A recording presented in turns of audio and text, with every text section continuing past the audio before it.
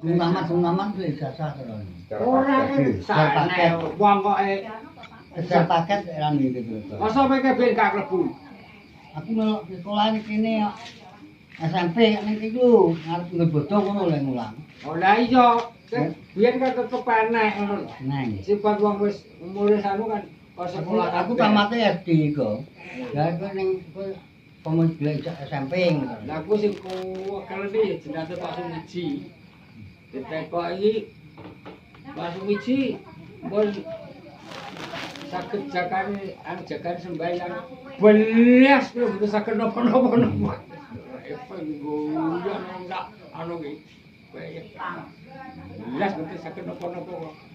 Tak ngomongi ndang iya ya ndang gangging nek sing mulan ora jublek kok. Ora dibulan baleni. Kurang-kurang 2 minggu iku kan wis sore niku. Mit. Nggih. Suntik ku salah bagian to nek kono. Suntik wae iki uncan nang babatan karo. Karo Joko kuwi lho. Joko kodhok ya. Mane kan moh-moh ngono kuwi. Diperintahi. Bodho moh lah tibae cepet Biasane. Wah, iki biak-biak kok nang babatan. Wis ra beda iki lho. Suntikan vaksin ki lho.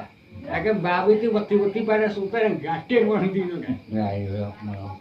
Bodho vaksin ki aku perintahe budal lah mati disuntik ra yo wis aku. Ya. Aku ora pikir renono. Lah kuwi lho, wit kulon ban lho. Aku disuntik lho ya tekok lho aku. Wis barang loro lho. Alah. Mati-mati wong suntik ya wis nek aku. Langsung ke ben mari kok malah. Malah nek pikiran ngedep wit jenis pasar mari. Pikiran gak pas Adem panas jere. Iya to. Vaksin yo. Iya, vaksin lho. Vaksin iki cara ngisi penyakit bocah polio.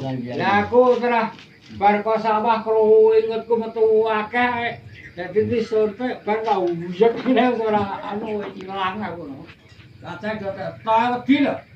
Lah aku malah Ora apa-apa ben uyeken kok aku ngono.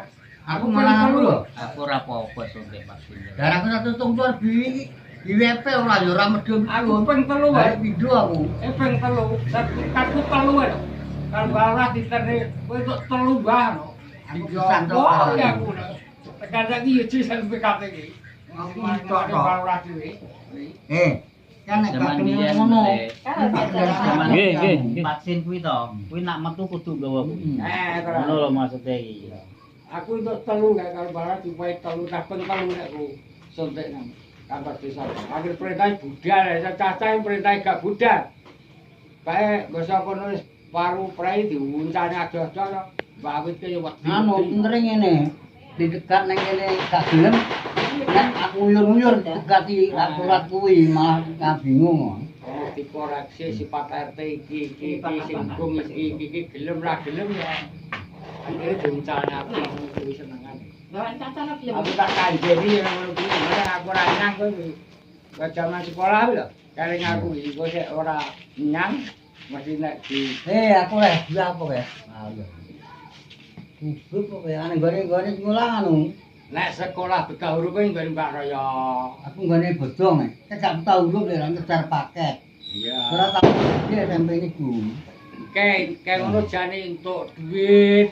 Oh, kayak ora salah apa-apa lah dia to. Kayak entuk duit tapi duit ora diwehne sing sekolah. Oh, ya kadaline berarti. Kuwi ngono ngene biyen. Jenate Pak Bayan Pak Agus to. Kuwi ngerti kan pamo. Kasimun kan melok nang Mbak Raya. Goleki pas nang warung nggonku. Mon. Ayo. Dandel Pak Raya sak terni.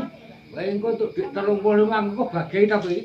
Mare kono. Oh, ala dijune. Kuwi Pak Bayan. Tau oleh Tibae basa mlumpuk rono dhuwit kuwi.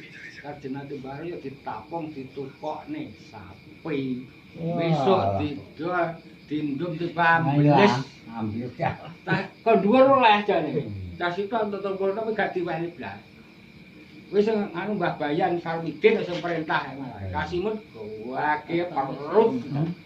Sareng to kok. Lek ini. Iya. Hampir. Iya. Nggih, Lek. Ping pindho nek aku ngen Baryo iki aku gak melok. Iya aku kan wis Sekolah nggon bodok ngabene sekolah. Nah, aku nang kantor desa nang mantan ngono. Ya, sampai kantor ora bali.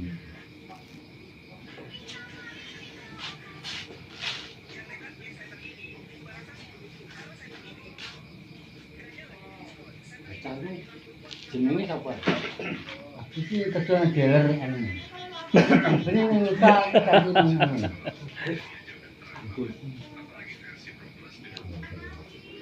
Iki nengaran percaya. Lah iya. Yang ganteng ngono ora apa gantenge sing penting kapan. Yang penting iso.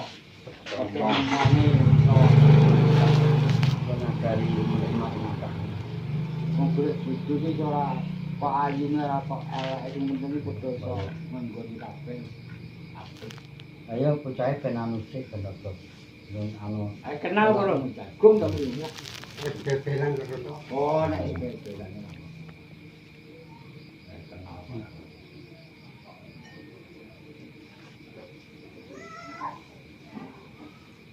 Wong nyatane sing anake ben lu kae entuk dungkul yo dadi ya anak iki.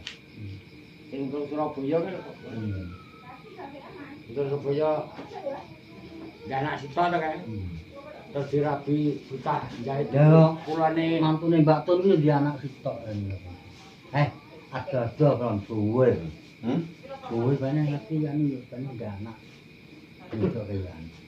Di anaknya. Bowo arep bojone karo Romso anak. Udah anak bisa kuliah karo Mbak. Gak kepilih aku iku mulai biyen iki. Kuliah pas di karo. Arep untuk bowo kok cocok aku jenenge bojone Romso.